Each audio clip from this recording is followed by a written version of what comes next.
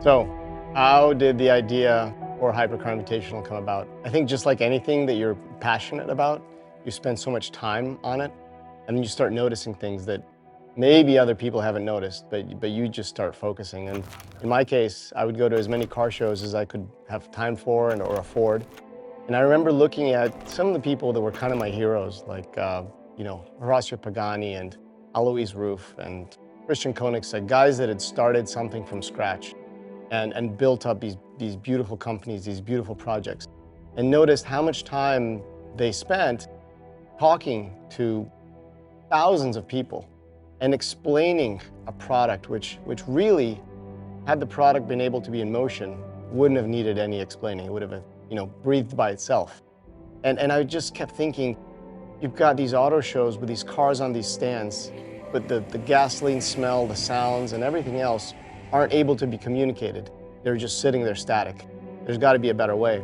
Around probably 2016, 2017, I went to Goodwood Festival of Speed for the first time. And I was completely blown away, and I thought, okay, this is exactly how it should be done. Because now you are bringing together all of these fans, all of these enthusiasts, and they get to see cars that normally you only see in TV in motion, right? And these car companies are able to connect to the buyers and the next generation of enthusiasts. There's got to be a way to replicate that for the US, even if we don't have, the castle that Lord of March has at Goodwood. There's just got to be a way. That was the seed that planted in my brain. Then I realized that I wanted to do something about it. I just didn't know how to start. So around 2018, I was talking to some friends in Atlanta, real die-hard car guys, about this idea of creating a more experiential version of a dynamic auto show. And I didn't know what it was called, and I really didn't know what it looked like. I just know what it should feel like. Well, thanks to the help of so many people, we were able to rent out Road Atlanta and put some really amazing cars on track, including the Carrera GT, the Holy Trinity with the 918, and the Ferrari and the P1, and incredibly, Pagani donated Huayra BC, which was just, had never happened before, right? Their cars had never been allowed to be on track next to other cars. And we were able to shoot some footage with Randy Popst, one of the coolest guys in the automotive and racing journalism world. And the goal was just to give people like us, enthusiasts who only saw some of these cars on YouTube or on TV, the opportunity to hear from regular guys next to the Randy Popsts of the world what these cars felt like to drive. And we just shot it in a very amateur fashion and threw it up on YouTube. And the comments that we got were really special. They were really motivating because people said, I've never gotten that perspective. I always hear from a journalist. I never get to hear really from a car guy what these cars are like to drive and experience. I felt really close to the action. I felt close to that car. And I'm like, I think we're just starting to touch on what this could be. We've got to keep working at this. And we didn't even know it was called Hypercar Invitational at the time, but that's where it started. So we had tried this, right? We'd come up with this idea, people liked it. Now the question was, how do you develop this, right? Like, what can this be? We're talking about no resources and just pure passion, and some individuals who were buying into this idea of creating something special for the US market to bring people closer to these cars in a way that felt authentic. But we really didn't know how to do it. And so just like anything else, you go out and pitch your idea. And we went and spoke to small manufacturers, and they listened. They had trust in the fact that we were going to do something that was positive for them, that was going to be something different to highlight their brands.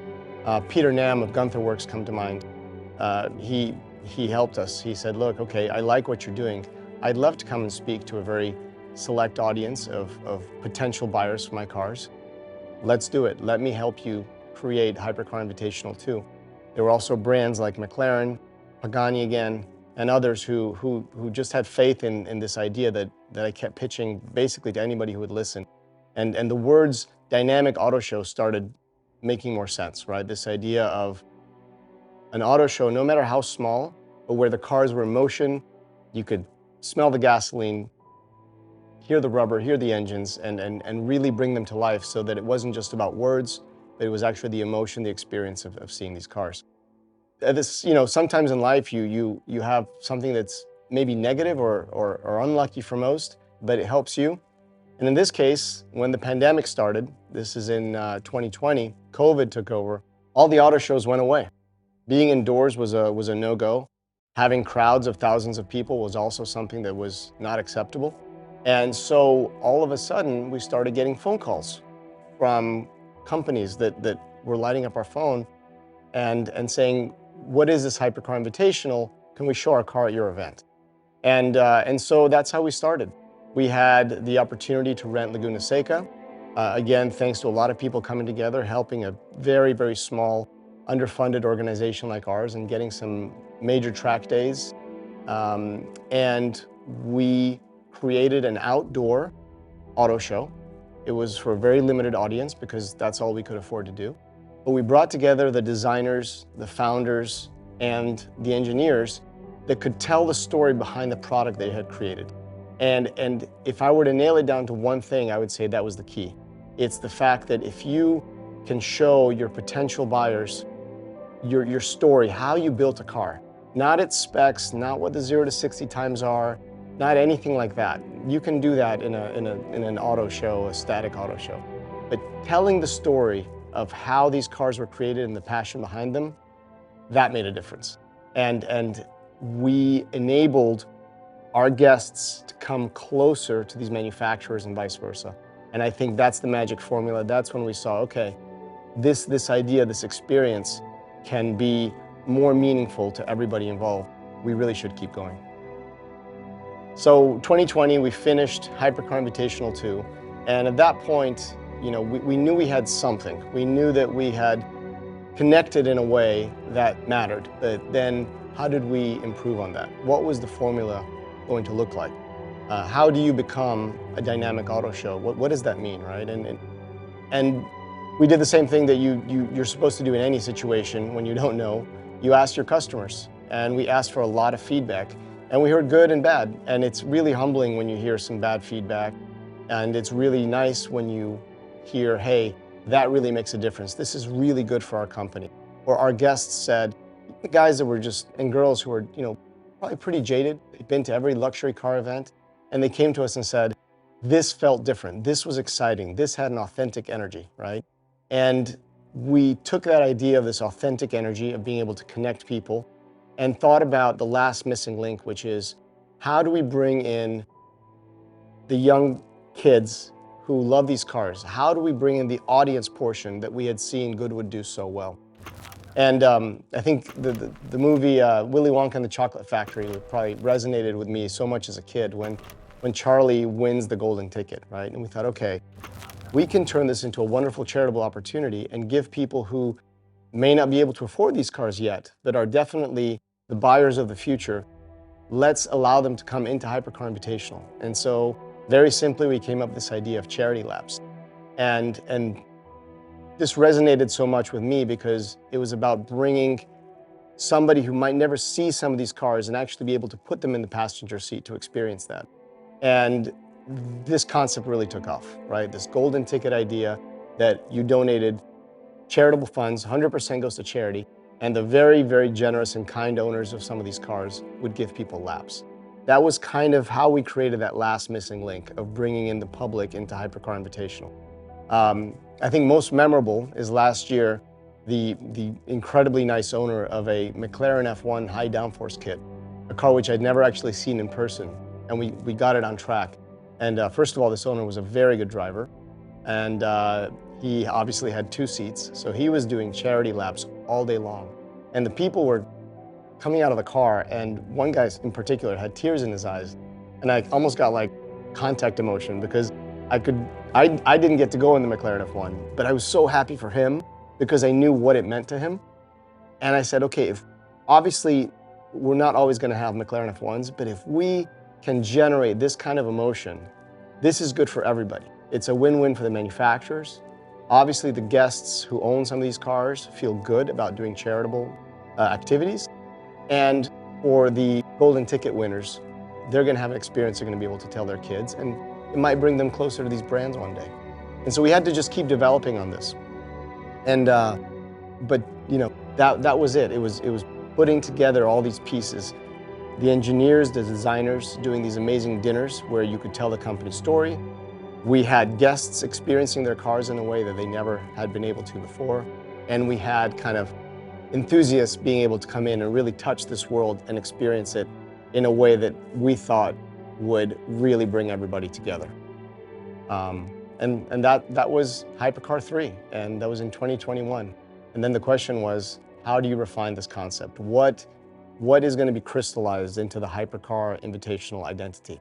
And that's all we started focusing on. So as we looked at, we closed out Hypercar Invitational 3, and we looked at how to crystallize the key elements to really improve on this experience. We took probably one testimonial, which was so important to us, from the leadership for Gotti of the Americas. And they told us, look, this is one of the first times we've really been able to get some of our Chiron customers on track, and they loved it. And we had like 9 Chirons on track at Laguna Seca. That is really how these cars are meant to be used. How can we improve on that? And we realized that in the US, driving your car at high speed is pretty tough. We don't have the Autobahn. And so the next goal was to rent an airport, and rent an airport with a really long runway so that we could allow people in relative safety to experience speeds approaching 200 miles an hour. And again, thanks to pitching our vision over and over and over, we found people in the right positions to help us out. We have so much gratitude towards David Ray with Hooked on Driving, who is our track host, who has such a great safety record, but also saw what was possible. The mayor of Salinas and others who said, look, what do you want to do? And we rented out a full active FAA airport with a 6,300 foot long runway. And we now allowed people this year to drive their cars approaching 200 miles an hour in relative safety and experience what these cars really are able to do. And we realized this was the last critical piece of the Hypercar Invitational experience. You had these dinners where you met the founders, designers, and the engineers, and really heard the company's story. You got to drive your car on beautiful coastal roads down Highway 1 to Big Sur. We had the airport runway, which was a huge hit. We mixed it with some aerobatic flying and got some awesome footage there. And then we had 2 unlimited sound days at Laguna Seca.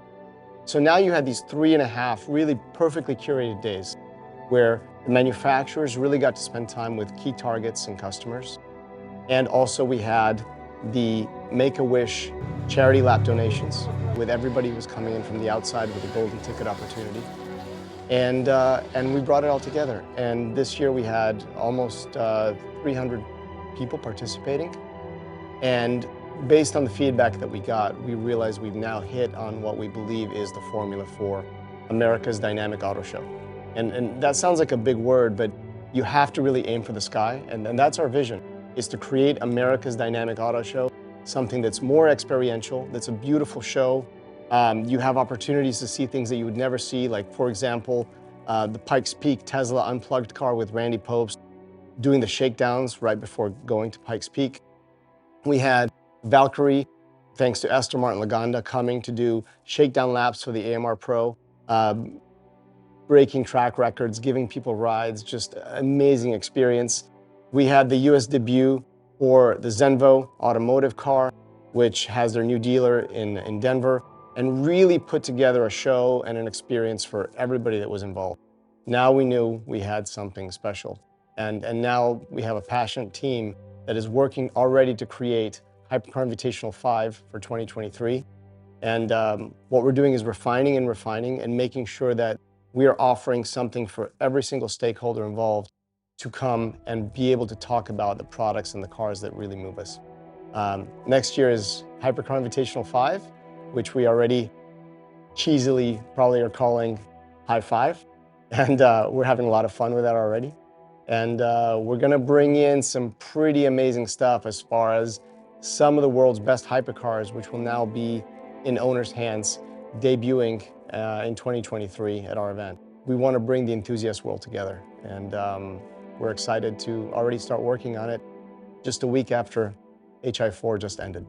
So what does the future of Hypercar Invitational hold? Well, It all comes back to this idea of making a dream come to life. Our theme this year was from your bedroom poster to the driver's seat, which actually came from a dream I had as a kid, which was that I found my dream car, the Esdera Commendatore, in my parents' garage. And in my dream, I got to drive that car. Well, Hypercar Invitational enabled that dream to come true for me. The owner incredibly allowed us to take that car out of the Peterson Museum, put it on track. We did a beautiful movie with it. But it's not just a YouTube clip. It's actually the feeling that I would love, and our whole team really relates to, the feeling of getting every enthusiast who ever had a dream about a car, at least to be able to touch them, to see them, possibly to have a passenger ride, maybe even to drive them. And while you can't make every single part of that dream come true for everybody, we're only going to be successful if we not only create opportunities for today's buyers of certain cars, but also help the future generations who are going to work really, really hard to make their dreams come true. We want to bring them together. So that's the final piece. What we're working on for next year is probably the hardest part of all of this, which is to add a public element to Hypercar Invitational. Taking me back to when I went to Goodwood Festival of Speed and how amazed I was at how close the audience was to this experience. If we can create this, at least one of the days, have a public day for Hypercar Invitational, that will be the definition of success in my mind, because it allows everybody who, like me as a kid, dreamed of even seeing these cars to finally be able to touch, smell them, just experience these cars. And we're going to work very hard to make that happen. And if we do, that'll be the completion of the Hypercar Invitational vision. If we can hit on these points, then the vision of Hypercar Invitational is complete.